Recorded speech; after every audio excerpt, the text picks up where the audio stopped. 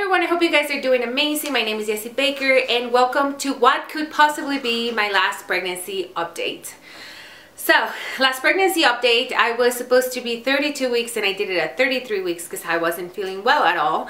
And this time is the same way. I was supposed to film this video at 36 weeks. I'm 37 weeks, but I wasn't feeling well at all. And actually, I'm like in between.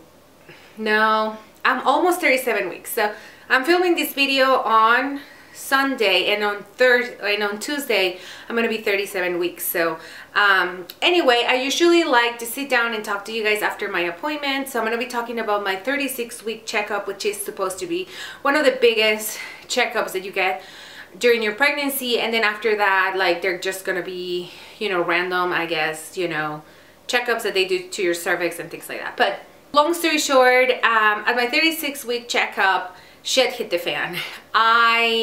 From the most boring pregnancy ever that I had, like, I usually have very easy pregnancies. This pregnancy was not like that at all, like this last checkup. So basically, the first thing that they did is they took me to, you know what I mean, I went to have another ultrasound, and in that ultrasound they told me that she is above 99 percentile, and that she is so big that she is supposed to be 8 pounds 6 ounces. So she's probably bigger right now. And honestly, guys, I am like not buying it, because with my son they told me he was gonna be 33 percentile and he was in the 90th percentile. So I don't know, like, I don't know what to believe. But anyway, so when I went and talked to my OBGYN, which I love her, you guys know that I had her for 5 years and she never even mentioned anything like this before with my son. But basically she told me she was so big that they think I need a C-section. Now, I have heard that before, where girls get induced or they get C-sections due to their babies being too big, and then the babies are like 7 pounds, you know, or 8-pound babies, or even less than that, or 6 pounds, you know. And it just made me very nervous now, because I don't know what to believe. I know she's trying to do the right thing, and I know she's trying to tell me that the best thing to do right now is either induction at 39 weeks or a C-section at 40. But they have made so many mistakes in the past, like talking about the medical field in general, that I don't know. But I don't know if I need to, but at the same time, I don't want to be stubborn and put her life in risk and my life in risk just because I'm being stubborn, you know? So it's just, this has been on my mind, and I had been everywhere, you know. I have been just really sad that I might need a C-section, or that, you know what I mean, induction or whatnot. The doctor went and checked my cervix, and she said I was 2 centimeters dilator, -3 station, and I'm also 60% effaced, I believe. So the cervix is 60% softened or whatever. So based in those measurements, my doctor believes that I'm going to be giving birth early, because I was only 36 weeks and I'm already that far ahead, you know. And with my son was the same way. I gave birth to him at 38 weeks, and she told me the same thing. I was 3 centimeters dilated, 80% E-phase, and she said I think I was in -2 station when I went into labor with my son. So she thinks that I might give birth early, you know what I mean, earlier. So also they did the strep B swab, you know, and all of that, which unfortunately I tested positive, which I couldn't believe it, guys, because seriously, like last pregnancy, everything was way better than this time, and this time I tested positive, so I was just not happy about that. You know what I mean? So that just means basically that I need 4 hours of antibiotics before my baby is out, or before my water breaks, to reduce the risk of infection. So based on that, I'm like, well, do I even just want an elective C-section at this point? Like, I don't even know what's better for me. Tomorrow I'm gonna go see another doctor, because my doctor is on vacation tomorrow, so in all that week. So unfortunately I have to go and see another doctor. So I'm gonna talk to her tomorrow, and I'm just gonna basically ask her what's better for me at this point, because I just, like I said, they just dropped so much information, and so many things are supposed to be going bad or wrong, that I don't know what's going on, and I just want to make the best, you know, educated, you know, decision at this point. So that's basically what's going on with my appointments. Now, when it comes to symptoms with me, of course, I'm feeling like crap. I'm feeling lots of contractions. I have been having a lot of like the Braxton Hicks, I think they're called, which is basically like menstrual cramping. I've been feeling lots of those, but sometimes those menstrual cramping go all the way to my back and they travel high up in my back, so they're very uncomfortable and very painful. So I don't know if at that point they're Braxton Hicks or they're just a regular, you know, mean a regular contraction or whatever, but oh my gosh, they are really, really painful. The other thing I started my raspberry leaf tea on week 36, right after the doctor was like, oh my gosh, I think she's too big, you might need an induction or C-section, all that. I started dates and raspberry leaf tea.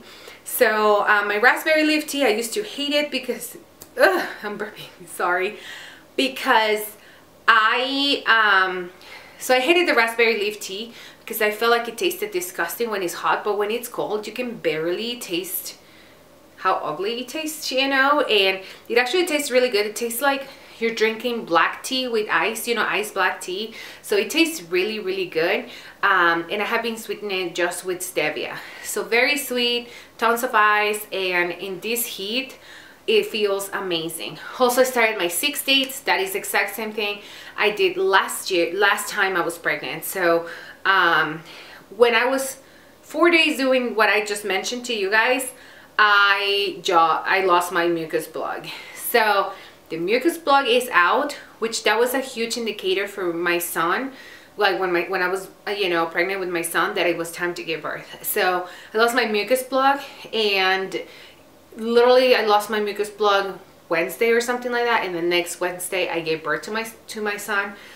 So my husband and I are hoping that it's gonna go the same way this pregnancy. So I lost it on Friday, so that means probably this Friday I'm going to be in labor. My parents are coming, so I have someone to watch my son, so that's amazing. They're, you know, one of the people that I trust the most. They're probably the people who I trust the most with my son, so I am so excited that they're gonna keep him. He's gonna be in good hands, so I can be in the hospital and be comfortable and relaxed and not to worry so much about it. I think as right now we are thinking my son is going to go to the hospital to meet his sister. I also want him, you know, I just don't think I cannot see my son for a day, 2 or 3. Like, I have never been far away from him that long, so I think it will be better like that. I hope they only keep us for 24 hours this time, so he only goes once, and then next day we all come home, and I don't have to worry about him crying every time he leaves us from the hospital. Also, he loves my parents, so I'm probably thinking like my parents are gonna be like, hey, do you want to come and get ice cream? And he's gonna be like, see ya, you know. So that's what I'm hoping, that my parents will take him grab ice cream or something like that, and then he's gonna forget the fact that my husband and I are not here at home right now. So, and also my husband said that if we stay in the hospital for like 2 or 3 days, that he is going to be coming home and playing with my son and all of that. So I thought that was really cool.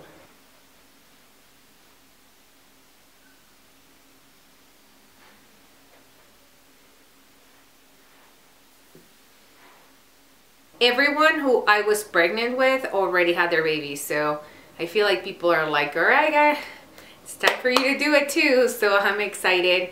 My husband and I are cleaning like crazy the house, so when we leave we don't have to worry about it. I'm doing laundry and, you know, things like that. So I have been doing laundry like every 3 days instead of like weekly, which I usually do, just in case if I go into labor I don't have to worry about anyone not having clean clothes or things like that. I have been nesting like crazy, which I hate the word nesting, but that's just how we call it. I have been craving nesting like crazy. So I do have another video just dedicated of me nesting and all of that, so stay tuned for that. I also film my, oh my gosh, so I film my, you know, what's in my hospital bag and what's in my girl's hospital bag, or pack with me, because I actually pack with you guys in there. But when my mucus plug fell out, I told my husband, I think you need to pack your hospital bag, and he immediately came upstairs and started packing his thing because he was like, oh my gosh, like this can happen anytime now. So send me guys your positive pregnancy delivery vibes, so I go into labor soon, so I don't have to worry about induction or about C-sections or anything like that. And I'm thinking this is going to be my last pregnancy update, just in case if I go early then I might not do one, but if I do get induced at 39 weeks I might do another pregnancy update, just letting you guys know what's going on and all of that. So I don't know yet, so let me know what you guys think in the comments down below. Don't forget to subscribe, like this video, and I cannot wait to show you guys my baby girl. So yeah, and I'll talk to you guys in my next video. Oh, before I leave, I'll leave you guys with my last 2 videos, which is what's in my hospital bag, what's in her hospital bag, and I'll talk to you guys in my next video. Bye bye.